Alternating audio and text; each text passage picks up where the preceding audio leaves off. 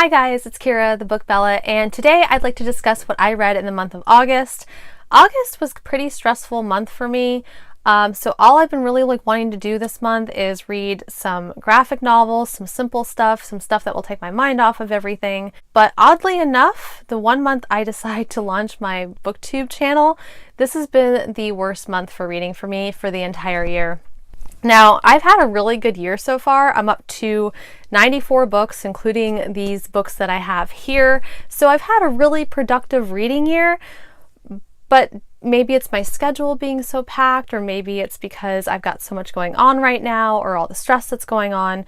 I don't know what it is, but this has been the worst reading month. I only actually read 6 books this month, which is just a slow month for me. And actually, a couple of them were graphic novels, which were enjoyable, but still, this is still a really bad month for me.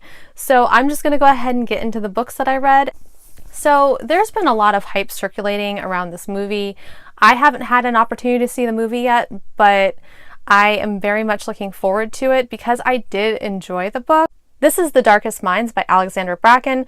This exists in a dystopian world where kids either died from an illness or they survived it, and they ended up with these special abilities. And these abilities made them do all sorts of things. Some of them can manipulate minds, some of them can manipulate electricity, some of them can manipulate knowledge that they have, and they're just really intelligent, made them smarter. There's different classes. Well, Ruby wakes up one morning, and usually these abilities happen around the time that you are between 9 and 13, just before you hit puberty. And so what happens is Ruby wakes up and she realizes that she has these abilities, and her parents end up sending her to this camp to get rehabilitated. At least that's what they think from the outside is going on. What it really reminded me of was a concentration camp for kids. These kids were very much oppressed. They were not allowed to show their abilities. If there was any sign that they were using their abilities, they would be punished for that. And it was kind of a hard book to read, especially at the beginning, because these kids, you just feel so bad for these kids. And it's not their fault that they're like this. This is just kind of what happened, and people are afraid of them because they don't understand it. So you have these camps where these big noises happen, this white noise that actually disarms these kids and leaves them broken for a little bit. And depending on what kind of ability you have will depend on how broken it leaves you and for how long. Ruby actually is the main character, and she is camouflaging as a green, and what she really is an orange, which is somebody that is considered the most dangerous because they can control minds. So she is having to make everybody think, especially the guards, that she is not harmful. So she's actually hiding out. Now, she manages to escape the camp, and she runs into these 3 people. Zoo, who can control energy. And then there's Liam, that is telekinetic, and he can move things with his mind. And then you have Chubbs, who is a green, and he is super, super smart. Now, this is my first time reading anything by Alexandra Bracken, and I'm not saying that I didn't enjoy this, because I did, but I can honestly say that it didn't quite live up to the hype for me. It just felt very slow. It felt like it took forever for us to get into the real meat of the story, and while I loved it, while I still want to continue with the series, this just felt very slow burning for me.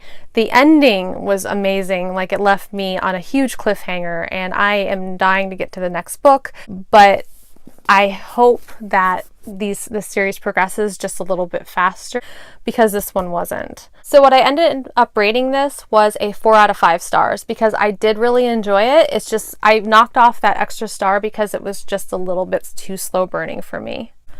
So I was more in the mood for a science fiction after that. I am talking about these books in the order that I read them. So the next book that I read was a graphic novel, and I thoroughly enjoyed it. I got it on Amazon Prime Day because it was finally on sale, and I've been drooling over it for months. Descender Volume 1. This is about a boy who's a robot, and he wakes up on this deserted mining planet only to find that everybody on the planet is dead.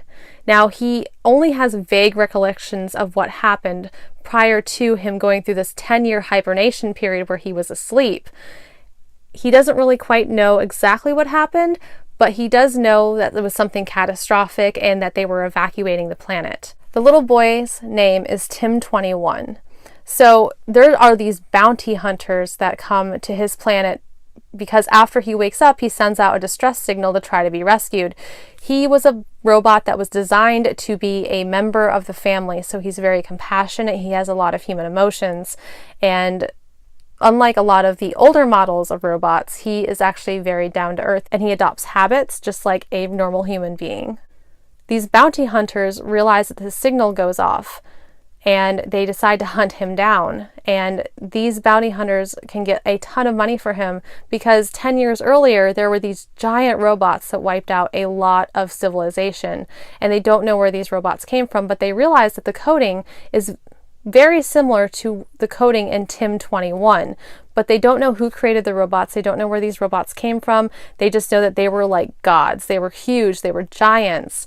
This was such a fun science fiction to read. I really enjoyed this big, thick book. The illustrations, I need to show you, they are absolutely gorgeous. Here, that's the dog, the robot dog, and he's super cute, and he is just so much fun. And it's all this watercolor that's in this, and I absolutely love this. It was such a great read. The storyline is really wonderful. They are continuing on with this after this first volume.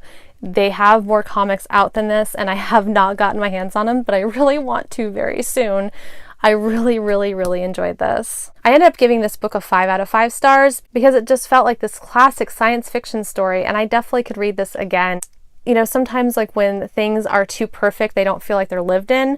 And this, with the messy watercolor and everything else, which was just beautiful, it just felt like this book was just so lived in. And I thoroughly enjoyed this. And I think if you decide that you want to pick up a science fiction graphic novel, this is definitely for you.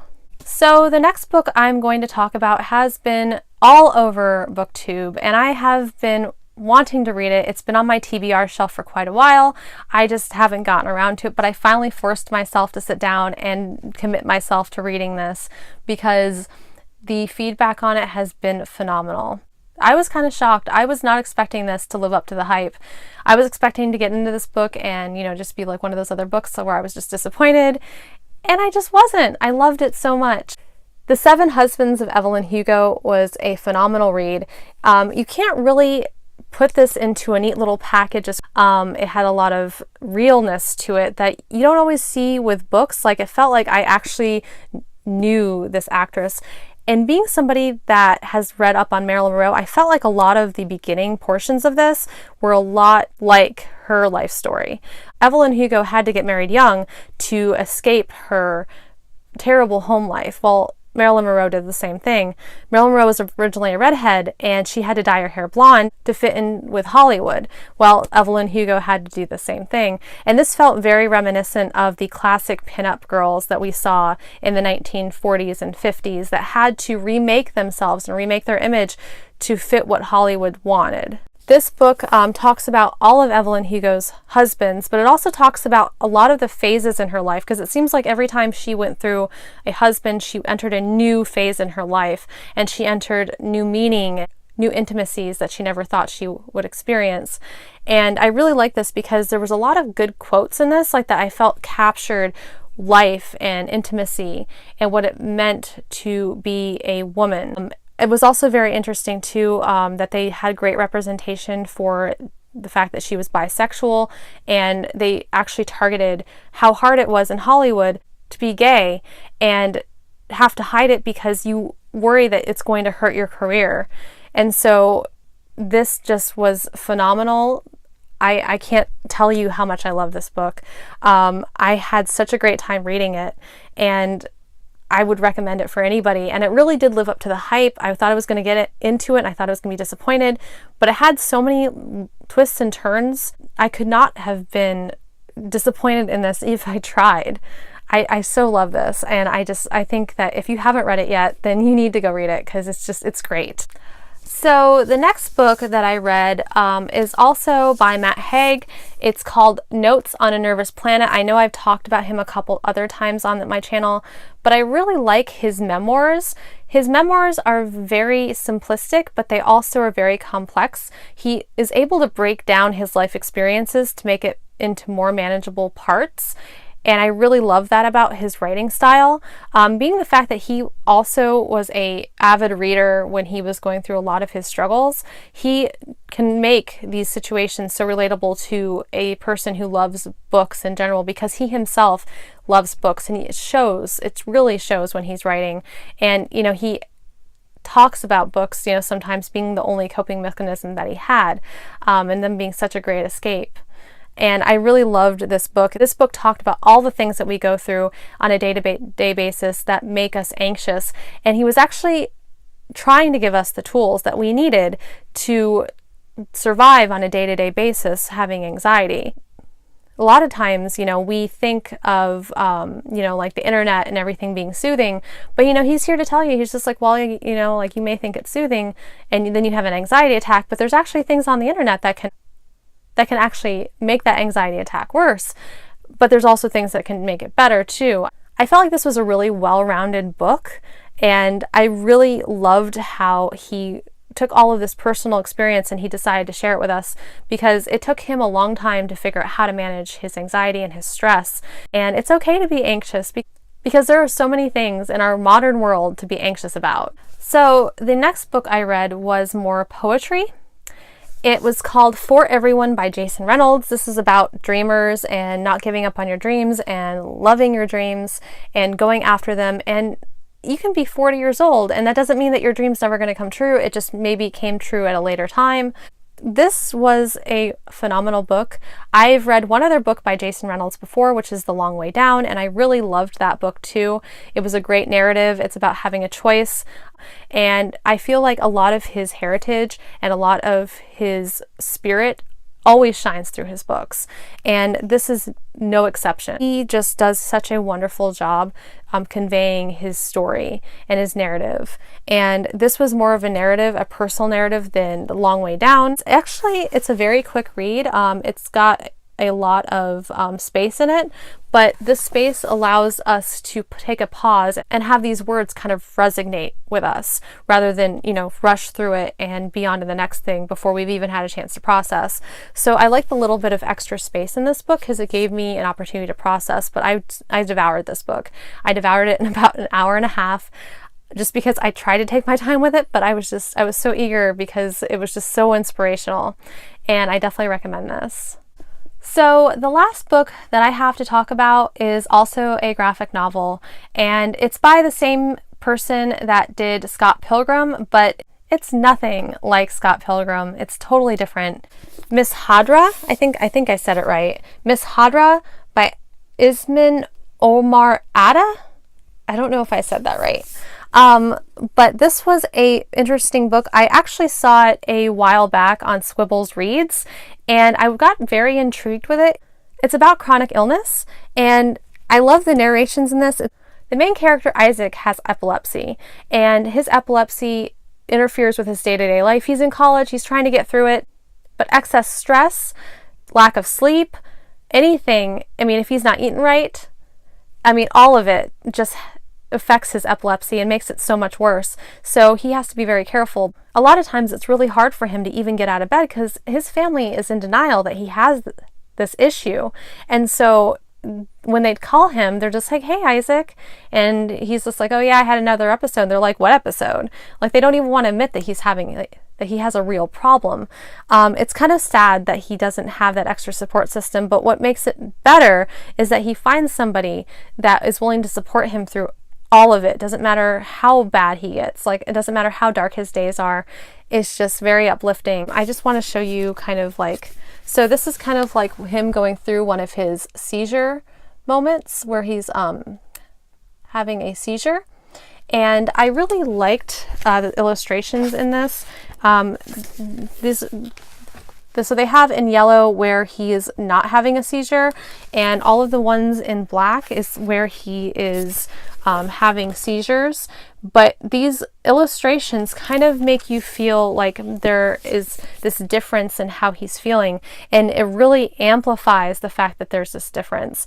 I know this hasn't been talked too much about, but I feel like if you've had chronic illness, or you know somebody that's had a chronic illness, this is very relatable.